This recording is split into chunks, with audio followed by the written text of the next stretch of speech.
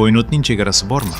Agar siz yetarlicha uzoqqa sayohat qilsangiz, biror chegaraga duch kelasizmi? Kuzatiladigan koinotning ortida nima bor? Va agar umuman hech qanday chegara bo'lmasa-chi? Bu savolni tushunish uchun avvalo boshqa bir narsani tushunishimiz kerak. Koinot aslida naqadar tasavvur qilib bo'lmas darajada ulkan ekanini. Keling, bizga eng yaqin kosmik obyekt Oy bilan boshlaymiz. Yer va Oy orasidagi o'rtacha masofa taxminan 384 ming kilometr. Bu juda katta masofadek tuyuladi, lekin kosmik miqyosda bu juda yaqin. Agar siz oddiy yo'lovchi samolyotida taxminan 900 km/soat tezlikda Oyga uchsangiz, bu sayohat deyarli 18 kun davom etardi. Va bu hali bizning eng yaqin kosmik qo'shnimiz xolos. Endi undan ham uzoqroqqa boramiz. Quyosh Yerdan taxminan 150 million kilometr uzoqlikda joylashgan. Quyosh nuri Yerga atigi 8 daqiqada yetib keladi. Lekin samolyotchi, agar samolyot tezligida harakat qilsangiz, Quyoshgacha yetib borish uchun 19 yildan ortiq vaqt kerak bo'lardi. Va eng qizig'i, Quyosh galaktikamizdagi yuzlab milliard yulduzlardan atigi bittasi. Mars esa bundan ham uzoqda.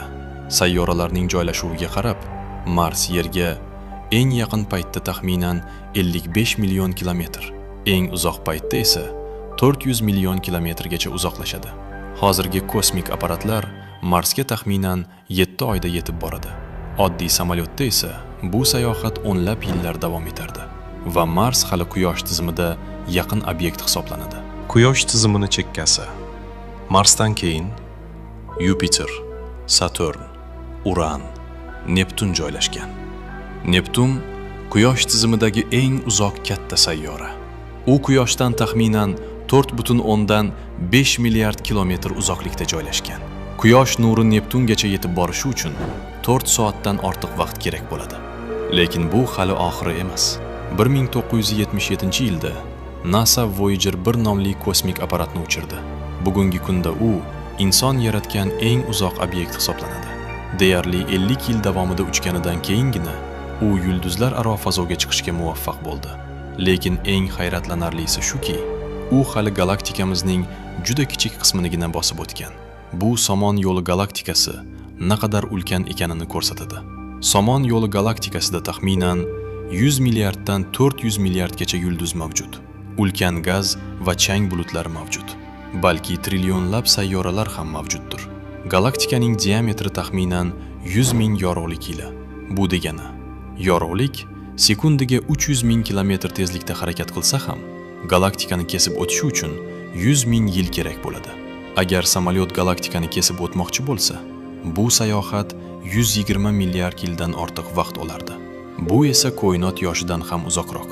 Quyoshdan keyingi Yerga eng yaqin yulduz Proxima Centauri.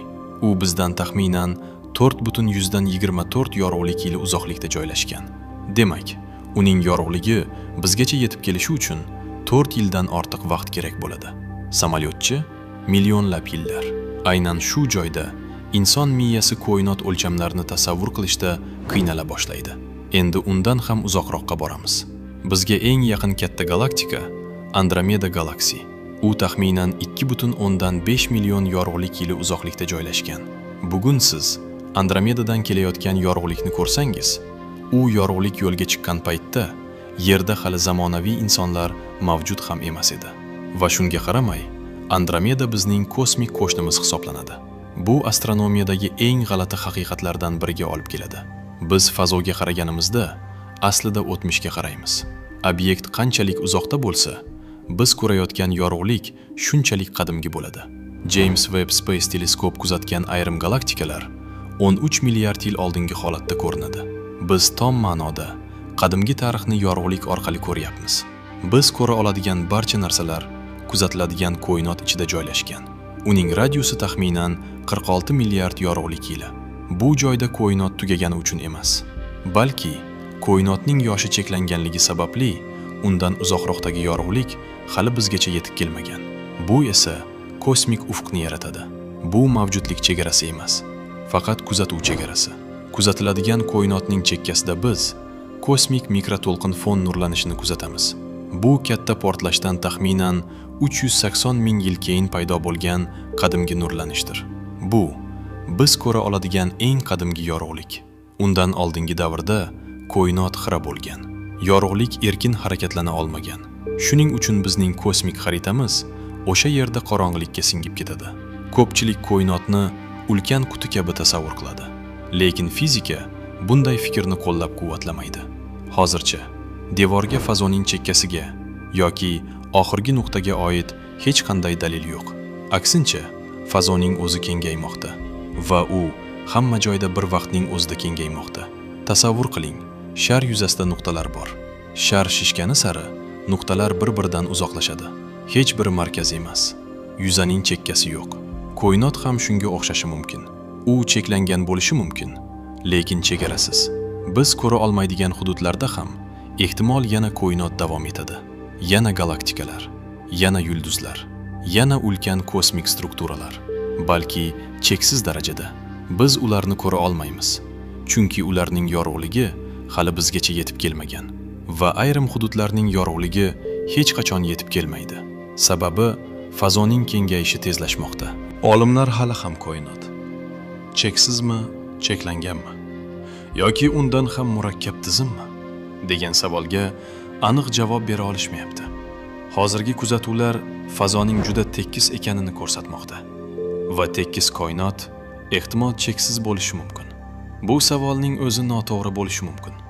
Agar koinot barcha fazo va vaqtni o'z ichiga olsa, unda tashqarida degan tushuncha mavjud bo'lmasligi mumkin.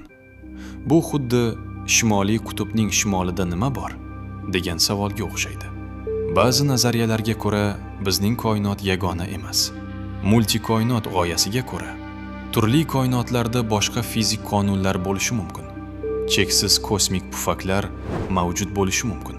Bizning koinot ulardan faqat bittasi bo'lishi mumkin. Bu hali nazariya xolos.